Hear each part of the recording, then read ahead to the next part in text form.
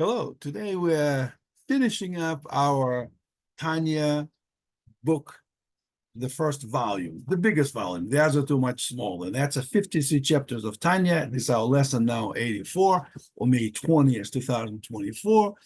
The 53rd chapter of Tanya completes this book. Let's just go over entire book of Tanya, of the biggest or the first volume for Benoni. That's how the Rebbe who wrote the Shneur Zalman of Liadi, who wrote the Tanya, and Rabbi Chaim Miller. I highly recommend to get this book. You can get it from Amazon probably. Chaim Miller's wonderful book, and this is what I used for our 84 lessons now. So today we'll make a summary overall what we've learned. Okay, the entire Tanya is the attempt, a wonderful attempt by the Shneur Zalman of Liadi to bring to people the method, the techniques to come closer to God, and also to enhance the relationship between people, to make peace between you and your family, between you and your neighbor, between you and your friends, to help your health, to help your well-being, to help many things in your life. And the book began with overall introduction. And of course, if you review previous lessons, 83 lessons, each lessons that we recorded in a simplified way, without too much flying in the sky, so to speak. Each lesson builds up continuously to more and more elaborate dynamics of the anatomy and physiology of God, if you will, about relations between us and the Almighty and between us and us. The Tanya brings out the concept of the unity of God. It combines the Torah and the prophets and the Talmud, Mishnah and Gemara with Kabbalah. And overall, it comes together to bring the light of the divinity, the light of God, down to our world, to illuminate the darkness, to disperse the darkness. Just like in Exodus, we oftentimes learn during Pesach, the entire darkness would cover the land of Egypt, the land of Mitzrayim, in which Jews were exiled, and how this light finally dispersed the darkness and caused salvation, the Exodus. The similar attempt, the similar purpose of Tanya to try to disperse the darkness in our soul, the darkness in this world, which unfortunately has a lot of darkness nowadays, but the light is shining through, and we pray and hope that ultimately the will of God and the will of people and desire of people to connect with their roots will prevail. We see the inklings, the sparks of that happening, and then the light and darkness now becoming more and more separated, and is more visible. So finally, for darkness to go away and the light to prevail. So, after introduction in Tanya, which talks about how it was written, when it was written, which were opinions, it talks about Hasidim, it talks about Mignagdim, it talks about historical evolution of our religion and the roots and the backgrounds. Then Tanya begins to present the concept of unity of God, presenting non-duality of God. That actually was a subject of controversy between Maimonides, who is the major figure in the rabbinical Judaism, so to speak. Maimonides, the Jewish philosopher, tend to bring things in a rational, logical way, seeing things in Kabbalah more allegorical, but not really tangibly real. The Kabbalists that followed Rambam, the more modern Kabbalists, I'm not talking about Shimon Bar Yochai days, but Arizal days, many years later after Rambam, had an issue with that. They have a different approach. And even within Kabbalists, the concept of 10 Sfirot, the attributes of God, was highly controversial and debated. If God is one, how can he have Sfirot, 10 Sfirot, Chochmah, Bina, Da'at, Tiferet, Chesed, Givura? How can this 10 Sfirot? It breaks the God into pieces, so to speak.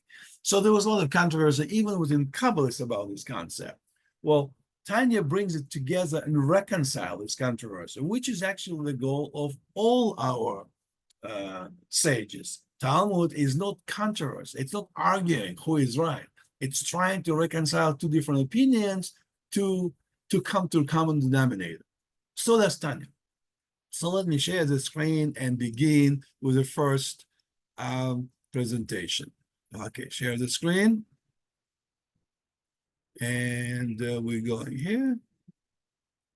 And I'm going to first, okay.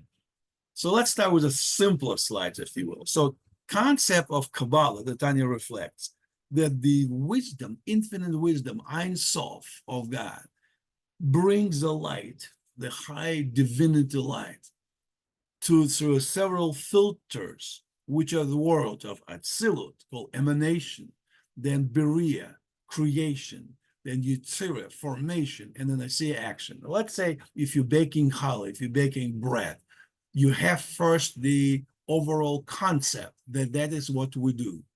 Then in emanation, you have a feeling that Shabbat is coming and you need to bake matzah. Then you create, you put the dough together, mix it with eggs and salt or whatever goes into the matzah ingredients. And that's the word of Biriya, the world that the matter get created. And not only matter, divine matter is created as well. Angels and concepts and time and space. Until that point, there is no time and space. Only God with infinite wisdom that we cannot really fully reach. That's Ein Sof. In the world Atzilut emanation, the first, it's still infinite. The time is still not created. The space is still not created, but things are beginning to happen conceptually. In Beria, now matter is like in Genesis, and the earth and universe was void, tohu vavohu. Nothing was actually separated. Everything was mixed up. Beria. That's the matter. That's what we're just talking about. And Yetzira, the formation begins to be formed in distinct entities, angels, souls, and other things, which we'll see later. And ultimately, word of Asiya, the word of action, below which are we. And the light gets filtered to us in order not to blind us. In order for us to understand God, it's like analogy we use through our 84 lessons now, that if you look on the sun directly, you can go blind. You have to put glasses. And the filtering, Tanya is saying, is done in two ways. The light gets filtered, like gets dim, and also apertures, like a little bit less light and a little bit dimmed light. And Tanya discusses in the previous 83 lessons, we discussed slowly details of every concept. So I'm not going through those concepts right now. You have to review the previous recordings, previous lessons, but that's a concept. Within each world, there are 10 sphirot. This is a Keter, which is Ein Sof, infinite light. And then there's a Chochmah, Bina, Da'at. There's that's the first three upper world sphirot, the first three. And then, actually, Keter is not technically part of sphirot. The dot between Chochmah and Bina will be the 1, 2, and 3. And then we have Chesed, and we have Gevura, kindness and strength, and Tiferet, combination of the two. And then it's also a sign attribute Avraham Avinu. Avraham had mostly Chesed, Isaac his son, Gevura, Tiferet is in Jacob, and we talked in other lessons about it. Then we have Netzach and Hod, which is victory and prophecy. Then we have Yesod, foundation, and then 1, 2, 3, 4, 5, 6. This is Zer and P, and this is a lower world, not lower, but lower world Sphirot in comparison to upper three. And then finally Malchut, which is directly shines into our world with which we normally communicate. That in the world, that the most strong in the world of Asiya, but these 10 Sphirot are contained in each of the worlds in different way, in different expressions. Tanya talked about there was an interaction between them. Imagine the 10 Sphirot like a 10 holes, like a 10 sunny side up X in each one. And through the holes through them, the light comes in and ultimately comes to us. So in each sphera, let's say in sphera of Ruach, in sphera of Netzach, in the world of Yetzirah, we also have all other previous sphera. Okay, we looked through the details of that earlier. So this is the conception. It's a very simplistic starting concept of the 10 sphera, how God communicates his light to this world. Oh, how all this concept is created. Well, let's take a look at the next slide. If you look at this one, this is a little, oops, here it is. A little messy, complicated. I guess we have to flip it. Here we go. This is, you say, what a mess that is. Well, you can make a print of that and go slowly. But basically, A, B, C, and D quadrants. I put it by hands, creation. Creation was messy, so I guess this is messy slide reflecting it. In the A, Tanya said, the person wants to get close to God. Oftentimes, people say, even if they're non-religious, people say, I want to get my life going, but it's so complicated. How can I get to God? It's just impossible. And of course, very religious people also feel get closer in a different way, different levels a little bit. But of course, Tanya Kabbalah says you cannot get one with God. Like a bird can only fly so high, and then if you get too close to the sun, you get burned. So it's impossible. It's like a spring between us and God. The more spring compresses, the more difficult it is to get closer. So you can get close to, but not exactly one. But Tanya presents alternative way, B, here. It says that our souls comprises inside of us divine soul and the animal soul around it. And these two souls control our good emotions and our survival emotions, our physicalities and our divinity. We have it combined. And that souls can be connected to God over here. Which this is person, we're connected, our soul is in us, it permeates us, and it's also connected to God. And there's two ways to connect to God. And I'm going through it briefly because we went through this other lesson, so I don't want to repeat myself here too much, just review previous lessons. But to summarize, by doing Torah studies and prayers, prayer is like a candle with a light. Candle wants to come to God. By doing Torah studies and prayer, and why Torah is so important, it's not just a history book. As we'll see a little bit later, why it has a much more ingrained divinity directly in it. So even if you read something very dry, like how many meters, how many amot of the wood you have to do in constructing such and such device, how much divine really is in it? Well, as we see later, there is something there. But we have to go through the rest of the lesson, I guess. So Torah study and prayer elevates your divine soul to the Ein Sof, elevates, now you are clear from all earthly restrictions and restraints and distractions, but you're not one with it. Then by mitzvot, the good deeds, that light comes through animalistic soul, your animal soul, and animal soul connects to your body. So that is why the concept of thought, speech, and action, thought and speech is your Torah studies, and action is your doing good deeds. Collectively, now your soul gets elevated, and then it draws a light, Hashem's light, God's light down to it, and your soul illuminates, and with it illuminates all other souls of Israel, of Jews. And with that, ultimately, our mission is to illuminate with this light, to bring goodness to the world, to all the nations. That basically this B describes. Just for fun, as we discussed before, mathematicians of you can see, if you know concept of Laplace transform, how infinity can be brought to the finite by the function f of s, which is integral from 0 to infinity, f of t time functions times e to minus st dt. That, okay, for mathematicians, that's how you can understand physically how that infinity can be sensed at the finite. Then in number C, all that restriction is called in Kabbalah the tzimtzum, which is contraction. In other words, God contracted himself in order to make room for the physicality for us. And that's a big philosophical, religious debate. How can God limit himself if he is limitless?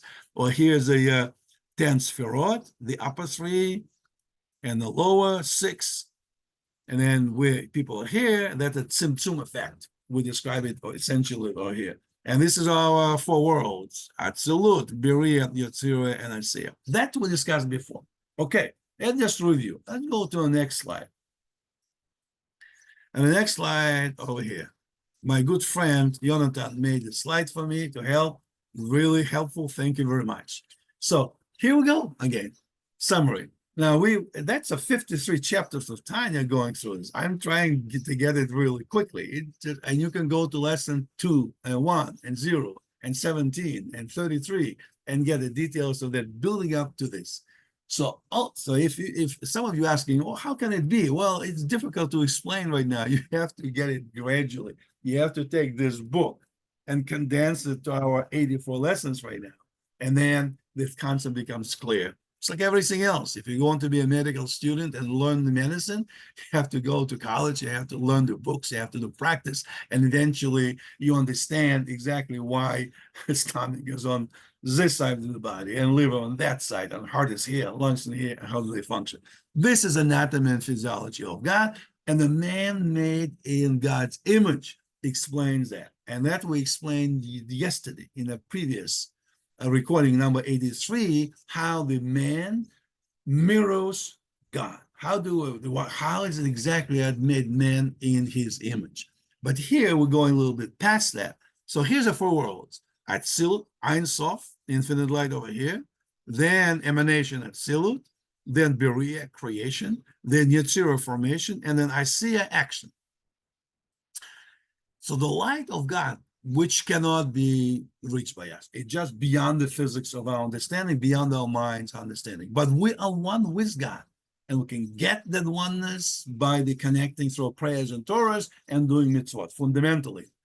Doesn't seem like a really fanatical brainwashing. It could sound like that, what I'm saying. If you only first time look at it and say, this is a bunch of mumbo jumbo, I don't understand it. It would be a mumbo jumbo for you if you don't review this material from the beginning, so to speak. But even in this level, perhaps it will bring some clarity, perhaps some interest for you to continue your own studies. So this is a 10 Sphirot. The upper three, C, B, and D, Chokhmah, Bin, and Da'at, is a upper Sphirot of the intellectual power of the universe and intellectual power of man. So think about this, a creation of the world and the creation of the man. Man is created in the same process. It's this as if we're looking on the man. In fact, 10 Sphirot resembles the body, the head, the torso, the lower part of the body, the legs, all that. So the six below are kind of lower part, the body, and their emotional part, heart, and the brain, C, B, and D, Chokhmah, Bina, and Da'at, are essentially the brain part. We talked about before how emotions, as important as they are, how close in them, that fanatical connection to God, quote unquote, is very nice, but it's not sufficient, and that's not the main thing. It's intellectual. And how do you get to intellectual rationalization and understanding of God? How do you then combine your emotion with intellect? How do you combine your heart to be subservient to the mind, which seems counterintuitive? You know, the old saying that follow your heart actually is not what Judaism is all about. You use your heart emotions, but they must be guided by your mind. So upper level, on this level exists from the lowest, the 10 Sphirot of the upper level, from a level of Atzilut. This is Malchut, the kingdom of the highest level, is the Shekhinah, the divine light, the expression of God, free thought process for the human being. I mentioned in many lessons before, it's like a mother or father looking at a baby in a crib, and you feel this connection, or the mother's connection to the fetus, 3 weeks old fetus that is not even born yet, just being formed. Mother has connection. The mother doesn't think about rationally. Mother doesn't talk about with parents talk about this, but you just feel, you just sense it, just there. It's before time, it's before space. The same thing, that's level absolute.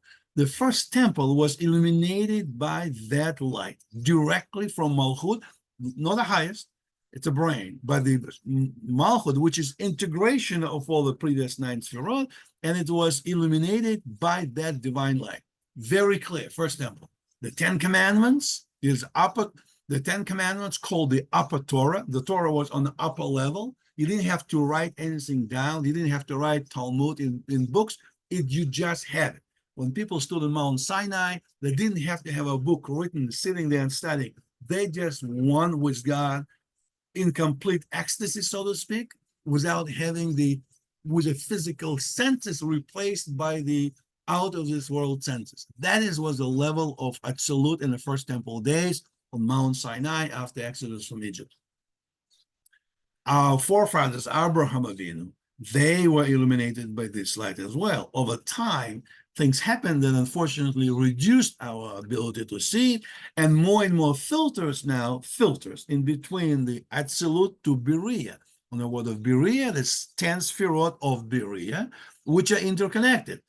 The Chokhmah of the upper Sefirot connects ultimately to Malchut. Also, this goes to lower level, and then Malchut jumps through the filter into the next 10 Sefirot of the world of Beriah, and there the brain, Chokhmah bin Adam, and the body, Hesed, Gevurah, Tiferet, Netzach, Chod, Yisod, Malchut, they all integrate, and then from that point, from Malchut, it jumps over through another set of filters. Now the light is diminished further and dimmed, and it goes to the brain of Yetzirah formation, and and then it reaches to Malchut formation, and from there it jumps over here, and that is the era of creation of the second temple era. So the first temple was illuminated mostly by the light of Atzilut. The second temple by the life of Yetzirah. You will say, what happened in the world of Beriah? That was intermediate step, and on that step, the souls and angels and Talmud Gemara is created. On the level of Yetzirah, you've probably heard about Sefer Yetzirah that Abraham Avinu wrote, that Yetzirah level formation that was illuminated in the era of the second temple, and that time spirits and angels, and the Mishnah, oral Torah, essentially belongs to that level. You'll say, is Mishnah on a lower level than Talmud? Well, paradoxically, Tanya says, yes, it is, because Mishnah is an oral law. Oral law, you actually feel it's actually emotional part. It's actually not, people think it's a Torah, written Torah is emotional, and Talmud is intellectual. Mishnah is intellectual. Actually, Talmud is a combination of Mishnah and Gemara, and the Mishnah actually is more, I want to study Mishnah. I want to study the law, how to do this, because I love God. I'm connected to God. I just believe in it without actually having a rational reason to analyze it and think about it. So it's nice, but it's just on the level of Yetzirah. But once you go through analysis of Mishnah, which is Gemara, Talmud, Gemara, once you rationally come to this, then the burning flames of your desire of emotions to connect to God go past that. You go past the stage. It ignites the mechanism in your brain, and the secondary kicking of love to God, nice and calm, comes in. So not only you're just emotional, I trust you, I follow you, but now you know that's the right thing to do, and I understand why. That's the level of the Beriah and the Talmud and Gemara on. And finally, on our world, here's let me lift it a little bit. This is Asiya, world of action. Again, 10 Sefirot of Asiya.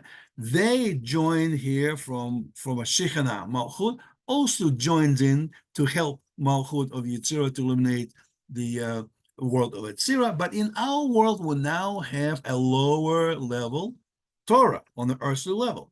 That's a Torah we lift up every day. Monday and Thursday, and on Shabbat, we read the Torah. We read 10 Commandments, we read entire creation, Genesis, Exodus, Leviticus, Numbers, Deuteronomy. We read that. We study also the prophets. We study Kabbalah. We study Hasidim studies Hasidus, basically different groups, different subgroups of Jews. Sephardi, Ashkenazi studies slightly different books, but overall, entire Klal Israel and now the soul of Israel is always studying something. And when they're studying a specific it's sometimes even very dry things. What's kosher? What's non-kosher? If you have so many grams of bread in this, it makes it kosher, and so many makes it non-kosher. And chicken with the wings like this, and the chickens with the wings like that.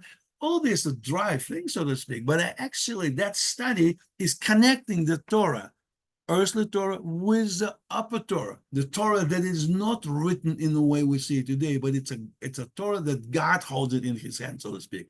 So God implanted into the Torah the grain of divinity, and that grain is accessible to us directly without going through all this level. And this is how our body is built now. Our body is built in 3 steps, so to speak.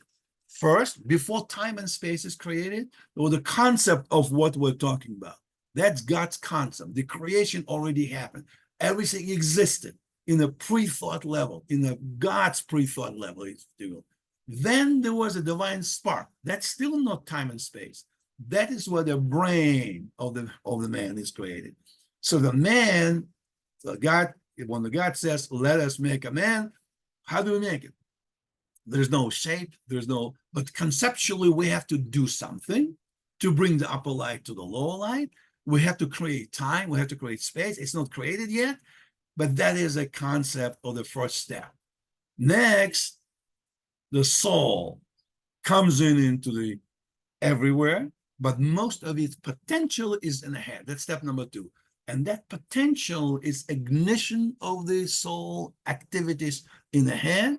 And then ultimately the brain, in the head and the brain begins to power the hands, the body, the legs, the organs, the skin, everything in us. The head begins to give energy to. And there's a filters also between the brains and the heart, and because the brain has most of the energy, and other organs get whatever energy they need. Hands need energy to move, legs to carry us, and so forth. Every organ has its assignment. So the man is created in the image of God. In the image, this is God. We are looking at God, not a portion of God, not God is sitting on the sky and this is us, but we are him. We are together. That's a unity, non-duality of God. That's a construction of universe, construction, not only physical, but physical and divine world universe. Tanya-Set this is just conceptually 4 worlds, but in reality, just for simplicity, but in reality, there's a millions of this world. There's a gradual transition from Atzilut to Beriah, Yetzirah, Asir, gradual transitions of many, many layers, infinite number of layers. But for simplicity, the main ones are 4: Atzilut, Beriah, Yetzirah, and Asir. And then human beings. Human beings. Nature. That lower one is essentially nature. Plants, rocks, sand, animals, humans, everything. This is a world that we see. So Tanya now saying what we actually see is much filtered light. Imagine like divine light, just you sit in a room that is mostly dark and you see some shades a little bit. You touch the room, you can feel it. And all of a sudden comes full light. And the full light illuminates everything. And you can see the pictures on the wall, you see air conditioning, you see the windows, you see lots of things. That is what we see here, physicalities. Only what the light of divine light allows us to see. So you can say, well, how can I see this light? If this light will blind me, it will burn. God told Moshe, you cannot see the human being, the man cannot see God's face and live, because you cannot see the sun and it will burn into it. You have to have glasses and filter this light. But because when you were studying Torah, the Torah has a duality. This is a Torah path. On one hand, Torah is earthly. We physically open the book and study it. We sit with a group and learn it. And it also have implanted element of divinity. It is connected directly, transits to the upper world of Tzilut and ultimately to Ein Sof. So when God looked at the Torah and created the world, that's what that sentence means. God created the Torah, meaning God is Torah. God's presence is in the Torah. And by connecting to, by going to study group and learning Torah, you actually partake of the divinity that comes from it and affects you in the pre-thought level, not even in a way that you can say, oh, I'm reading the sentence and therefore I understand how God works. That's not exactly what it is, but you sense it, you feel it, you become one with him. So learning Torah elevates you all the way up, and you become not close to God, but one with God. Now, that's not enough, Tanya says. Once you're one with God, our job as Jews, not as all humans, not to sit on the mountain and just pray and be in ecstasy. Our job is to help others. So we have to bring this light down to this world. So once the connection to the divine Torah happens, then if you're learning for 10 hours a day Torah, you ask yourself, wait a minute, my neighbor next door, she's a lonely widow. I'm not sure if she had breakfast this morning. Well, I'll check on her. So you go ahead and you do mitzvot.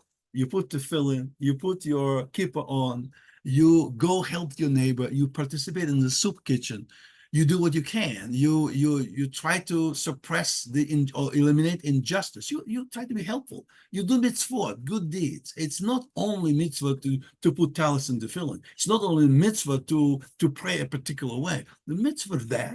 But this is also how to be worldly, how to be practical, how to bring the light down to this earth. So combining, that's why this is, if I go to a previous slide, if we go to this complicated slide that we have now, maybe this complexity will not be quite as complex. You can see that this prayer, the candlelight, the Torah study, we just discussed it, they bring your soul up towards Shekhinah of the light of the infinite light of God, and then your good actions brings us down to this earth, not only for you, but to all other people, the whole humanity. That is, I hope it's not too confusing. Like I said, if you're only watching this lesson number 84, you say, oh my God, holy mackerel, that's so confusing, that's so difficult. Well, don't be frightened then. Go to our previous lessons and review them. And when you have time, and hopefully it will help you with your own specific issues. So when you have a particular issues in your life, whether it's, God forbid, health or finances or relatives or friends or family issues or shalom bayit, any, God forbid, frictions between your wife and you and your husband, something like this, just sometimes sit here, and better maybe sit in a synagogue. You can do it at home too, but like we said, community. Don't separate yourself from community. Just come in, and even if you don't know any prayers, any laws, you don't understand most of this, just sit there quietly and think about this diagram. Maybe print it out and think about how you go from physicality to upper spheres, so to speak. And then think they are doing not just as the exercise in philosophy, but exercise as your mission. You ask yourself, what is my mission, God?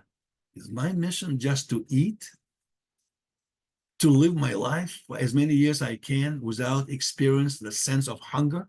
Is that basically your mission? Is my mission just to take care of me, my wife, and my kids? Well, that's wonderful. Or me and your husband and my kids? That's wonderful to do too. Very nice. Family is so important. But you also have some other things, some other divine mission. It's not only about playing basketball, golf, swimming, and become the champion of tennis at school. When we, at the age of 120, show up in front of Creator and God says, well, thank you for your work, I suppose. What is your resume? And you show the resume and show that you were a champion of chess at school. God says, that's all very wonderful. That's your accomplishments, but that's not the resume I'm looking for. Show me what you did to other people. So from today, you say, what did I do for others? Small things. Did they have a lady next door to give her a ride to the doctor? Did I volunteer at the library? Did I go to the soup kitchen? Did I go to synagogue and talk to other people? And not to be too much ashamed of my not knowing some of it. Just say, I don't know much, I want to learn. Join the study group. That's fulfilling life. It's not only about going to the gym and pump your muscles. Yeah, you have to take care of your body, of your health too, but it has to be physical and divine combined. And once you have that, and once you sit, let's say in synagogue sometimes, when the prayer is going on, even if you don't know much what's going on, you just think about it. Say amen once in a while when I say it. Okay, they do Shmona Esrei and Midah, you stand up with everybody. And little by little, you understand what happens. Your desire to be together is what the first level of elevation is all about. Once you do that, after a couple of days, or a couple of weeks, or a couple of years, or maybe after your death, that will come into your children and grandchildren. That will transmit, that you finally get to the level of highest level, perhaps absolute, and you will understand that's the right thing to do. Then you'll become union with God.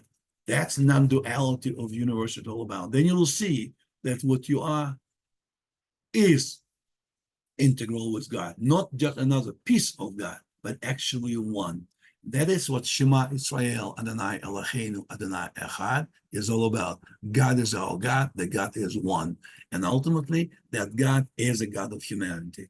All religions, Judaism, Christianity, Islam, Hinduism, Buddhism, they all ultimately have that element in them.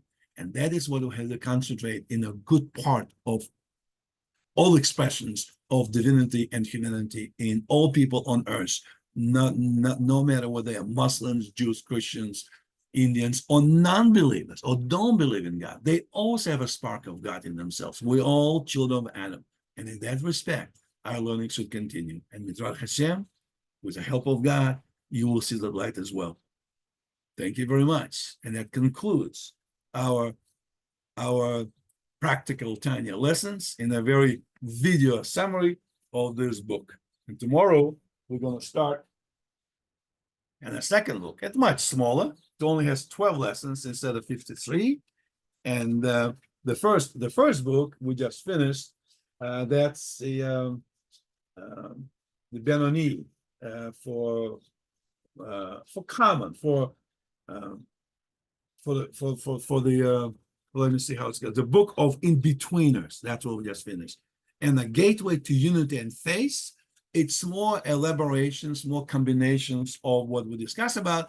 It's a little bit more involved, I guess, philosophically. But if you've done through these 84 lessons, the 53 chapter of the first volume, it should be a piece of cake. That is, we'll start talking about how even Kabbalah is discussed. Those 10 sefirot are actually distinct qualities of God, or they are just figure of speech, just for a person to be able to explain, to understand God. So Kabbalists maybe splitting hair about understanding exactly how these sefirot relate to God, because to relate to God means they're not part of God. So they argue they cannot relate to God. They are God.